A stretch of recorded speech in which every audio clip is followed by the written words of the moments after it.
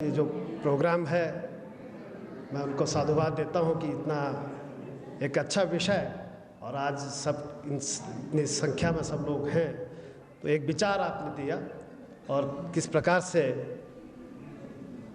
इस पर मंथन भी हो। चुनाव बहुत नज़दीक है, जनता को मैसेज कैसे मिले कि कैसे बेहतर लोगों को चुना जा सकता है और कैसे बेहतर ये समस्याएं हमारी उसका निवारण कर सकते हैं।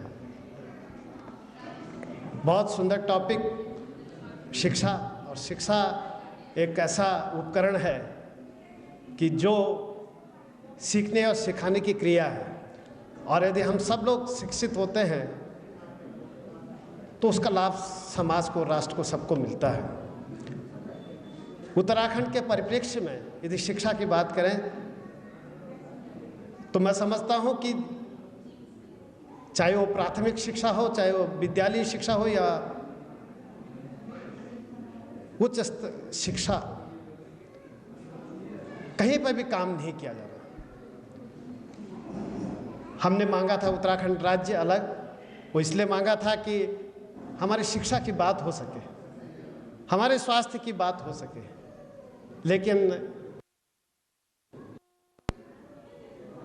बात हो केवल खनन की और शराब की, तो यह प्रदेश कहाँ लेके जा रहे हैं हम सब लोग। और आज इस विचार मंथन के लिए आप सबको बुलाया, इसी बात का है, ऐसा को मैं धन्यवाद देता हूँ कि उनने इस एक टॉपिक पर बात करने को कहा। ये कोई राजनीतिक मंच नहीं है कि हम कुछ भी बोल दें।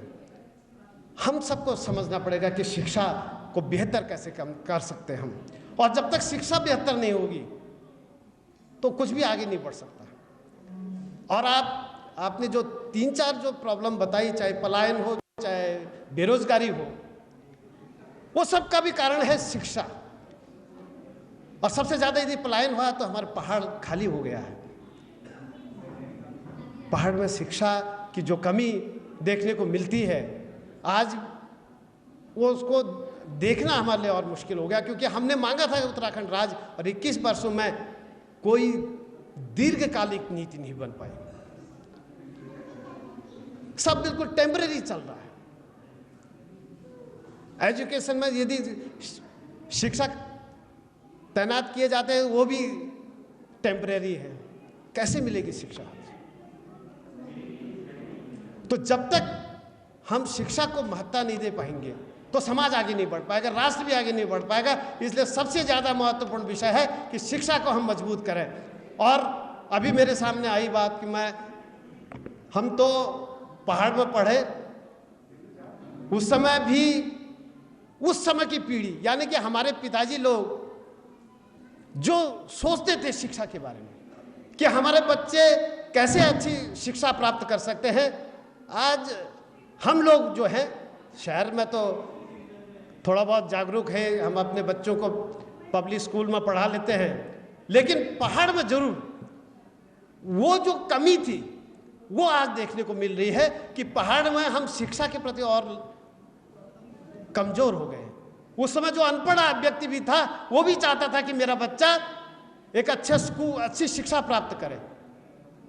और उस समय ये प्राइवेट स्कूल नहीं खुल पाते थे, सरकारी स्कूल नहीं खुल पाते थे, प्राइवेट स्कूल्स बनाते थे, और उन प्राइवेट स्कूल में जो अभिभावकों की भूमिका होती थी वो चंदे से रामलीला करके तमाम जो संसाधन चंदा करके स्कूल बनाते थे, और आज वो स्कूल बंजर कर दिए गए, जबकि और बेहतर स्थिति में होना चाहिए था, वो उनको और बंजर बना दिया।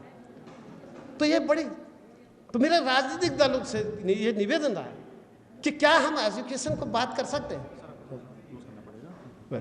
तो एजुकेशन यदि बेहतर होगी तो हमारा पलायन भी रुक जाएगा। और मैं कहना चाहूँगा कि शिक्षा पहाड़ के लिए जिस प्रकार के नवोदय विद्यालय है या इस प्रकार के जो कॉलेजेज हैं वो जरूर बनाएं। उससे क्या होगा कि हमारा पलायन रुकेगा।